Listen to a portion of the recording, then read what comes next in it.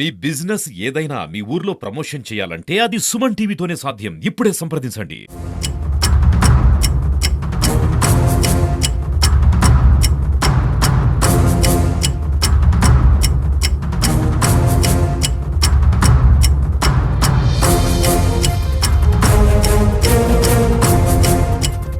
Welcome to Suman TV.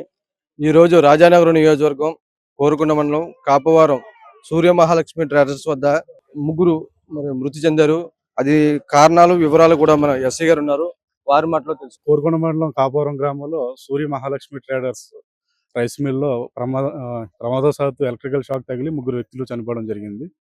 ఈరోజు ఉదయం 7:30 గంటల సమయంలో ఈ కన్వేయర్ ట్రాలీని రైస్ మిల్కి సంబంధించిన గొడౌన్ నుంచి రైస్ మిల్ తీసుకొస్తుండగా మార్గమధ్యంలో 11 kV వైర్ టచ్ అవడంతో ముగ్గురు వ్యక్తులు ఎలక్ట్రికల్ షాక్తో అక్కడికక్కడే చనిపోవడం జరిగింది. ఇంకొక ముగ్గురు వ్యక్తులకి గాయాలవడం జరిగింది. మృతుల కుటుంబ సభ్యుల నుంచి రిపోర్ట్ తీసుకుని పంచనామా నిర్వహిస్తున్నామండి. కేసు దర్యాప్తులో ఉంది. సరే, ఇది విద్యుత్ శాఖ అశ్రద్ధ వల్ల జరిగిందంటారా? తర్వాత ఆ విషయాలన్నీ దర్యాప్తులో వస్తాయండి. దర్యాప్తులో వెలుగు చూస్తాయి. ఖచ్చితంగా దర్యాప్తు అయితే జరిపి ఎవరి నిర్లక్ష్యం ఉన్నదన్నది తెలుసుకుని వారి మీద చర్య తీసుకుంటాం.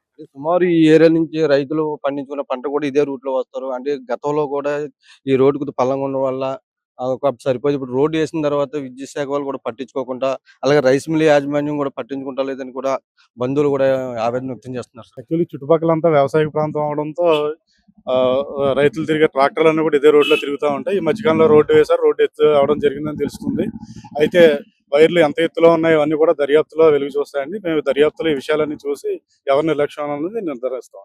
ఇది ఒక ట్రాలీని పైన విద్యుత్ లైన్లు చూసుకోకుండా అందులో పనిచేసే కార్మికులు దోసుకుని వెళుతూ ఆ ఎలక్ట్రికల్ షాక్ వచ్చంటే ఇది చాలా పెద్ద ప్రమాదం. ఆ కుటుంబాలకి ఇది చాలా తీరం లోటు. వారి రెక్కాడితేనే కానీ కుటుంబం డొక్కాడని పరిస్థితుల్లో ఉన్నారు. చాలా బడుగు జీవులు. ఈ యొక్క పరిస్థితిని చూస్తే కన్నీరు పర్వతం అయిపోయింది.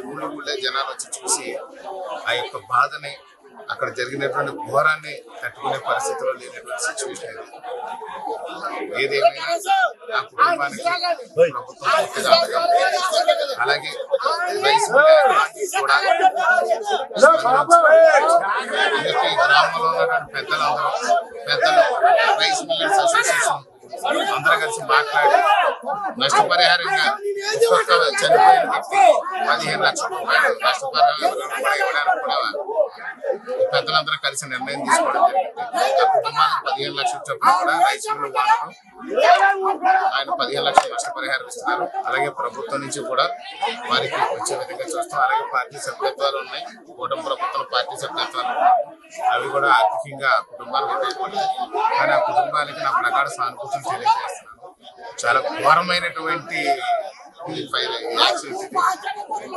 ఒక అనుకోని ప్రమాదం. ఇది ఒక పైన జస్ట్ చూసుకోకపోవడం వల్ల ఎలక్ట్రికల్ షాక్ అయి జరిగి చనిపోవడం జరిగింది. కాబట్టి ఖచ్చితంగా దీని మీద పూర్తి స్థాయిలో ఎంక్వైరీ చేయించి దాని మీద చట్టపరమైనటువంటి చర్యలు కోర్టు కేసులు కూడా నడుస్తాయి.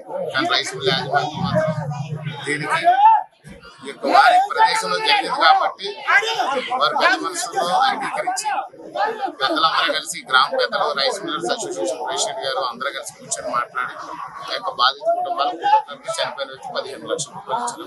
సార్, విద్యుత్ శాఖ అధికారులు ఏమైనా చర్యలు తీసుకుంటారు సార్? అంటే ఇందులో విద్యుత్ శాఖ అధికారులది తప్పిదం ఏమి లేదు.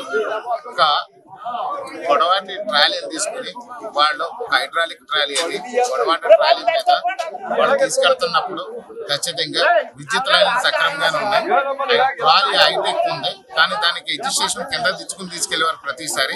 ఈసారి ఏంటంటే అన్స్కిల్డ్ వర్కర్స్ అవడం వల్ల వీళ్ళకి పూర్తిగా పరిజ్ఞానం లేకపోవడం వల్ల హైడ్రాలిక్ ట్రాలీని కిందకి తెచ్చకుండా తీసుకెళ్లిపోవడంలో పైన విద్యుత్ వైర్లు గమనించలేదు కాబట్టి ఈ ప్రమాదం జరిగింది. యాక్చువల్ గా విద్యుత్ వైర్లు అయితే సక్రమంగా లైన్ కరెక్ట్ గానే ఉంది.